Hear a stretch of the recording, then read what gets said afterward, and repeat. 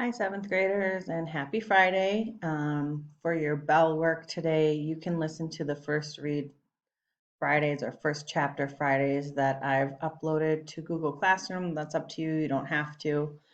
Again, we are going to be reading The Flight of Icarus. And as we're reading what we are working on doing, students will be able to analyze the elements of a myth and to determine two or more themes. Now, remember, a myth is a story that people use to try to explain something in the natural world, and themes are the lesson or the moral of the story. Okay, so the question I want you to be thinking about while you read this story, our essential question: pay close attention to the choices Icarus and his father make. What do these choices reveal? What do they tell us about human nature? What do they tell us about what that theme of the story is?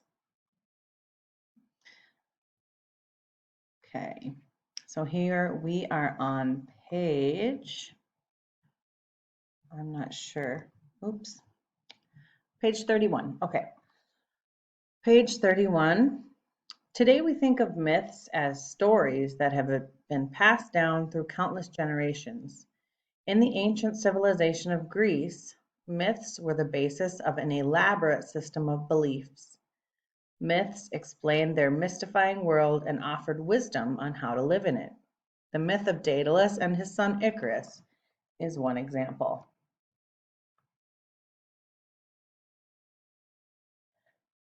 The Flight of Icarus, a Greek myth retold by Sally Benson.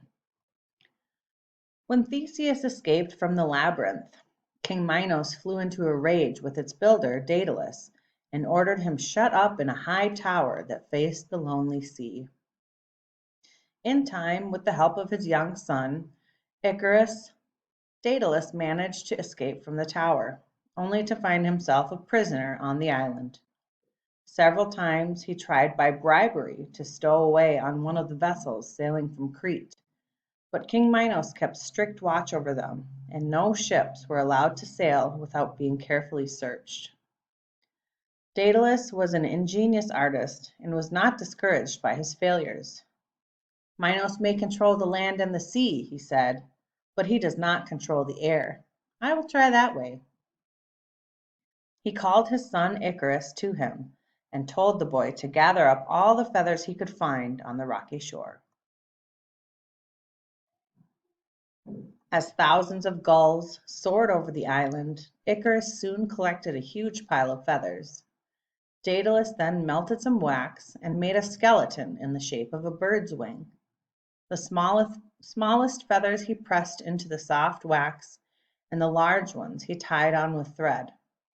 Icarus played about on the beach happily while his father worked, chasing the feathers that blew away in the strong wind that swept the island, and sometimes taking bits of the wax and working it into strange shapes with his fingers. It was fun making the wings. The sun shone on the bright feathers, the breezes ruffled them. When they were finished, Daedalus fastened them to his shoulders and found himself lifted upwards, where he hung poised in the air. Filled with excitement, he made another pair for his son. They were smaller than his own, but strong and beautiful. Finally, one clear, windswept morning, the wings were finished, and Daedalus fastened them to Icarus's shoulders and taught him how to fly. He bade him watch the movements of the birds, how they soared and glided overhead. He pointed out the slow, graceful sweep of their wings as they beat the air steadily without fluttering. Soon Icarus was sure that he too could fly, and raising his arms up and down, skirted over the white sand and even out over the waves, letting his feet touch the snowy foam as the water thundered and broke over the sharp rocks. Daedalus watched him proudly but with misgivings. He called Icarus to his side, and putting his arm round the boy's shoulder, said, "Icarus, my son, we are about to make our flight. No human being has ever traveled through the air before, and I want you to listen carefully to my instructions. Keep at a moderate height, for if you fly too low, the fog and spray will clog your wings, and if you fly too high, the heat will melt the wax that holds them together. Keep near me, and you will be safe." He kissed Icarus and fastened the wings more securely to his son's shoulders. Icarus, standing in the bright sun, the shining wings dropping gracefully from his shoulders, his golden hair wet with spray, and his eyes bright and dark with excitement, looked like a lovely bird.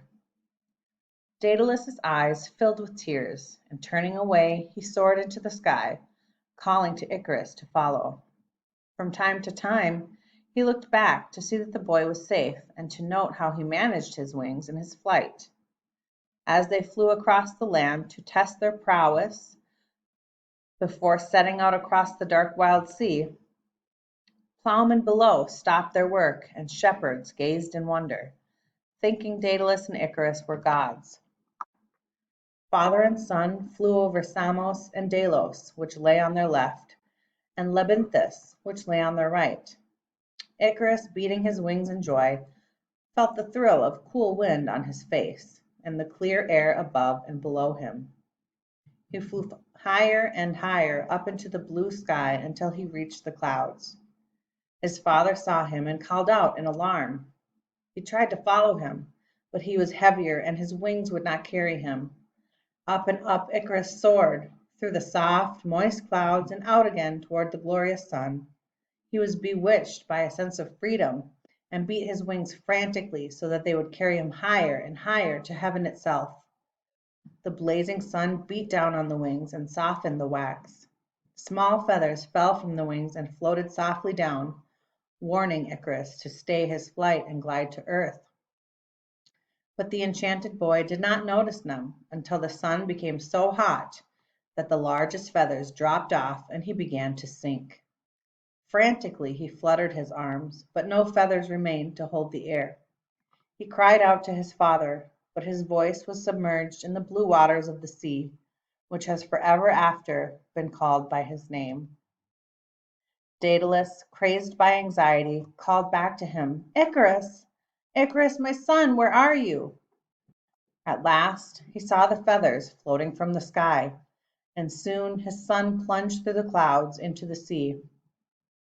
Daedalus hurried to save him, but it was too late. He gathered the boy in his arms and flew to land, the tips of his wings dragging in the water from the double burden they bore. Weeping bitterly, he buried his small son and called the land Icaria in his memory. Then, with a flutter of wings, he once more took to the air, but the joy of his flight was gone, and his victory over the air was bitter to him. He arrived safely in Sicily, where he built a temple to Apollo and hung up his wings as an offering to the god. And in the wings he pressed a few bright feathers he had found floating in the water where Icarus fell. And he mourned for the bird-like son who had thrown caution to the winds in the exaltation of his freedom from the earth. All right, so that was the Flight of Icarus. What you'll be doing for your homework is the guiding questions and possibly another discussion. But I will be posting that for you tomorrow, and I hope you guys have a great weekend.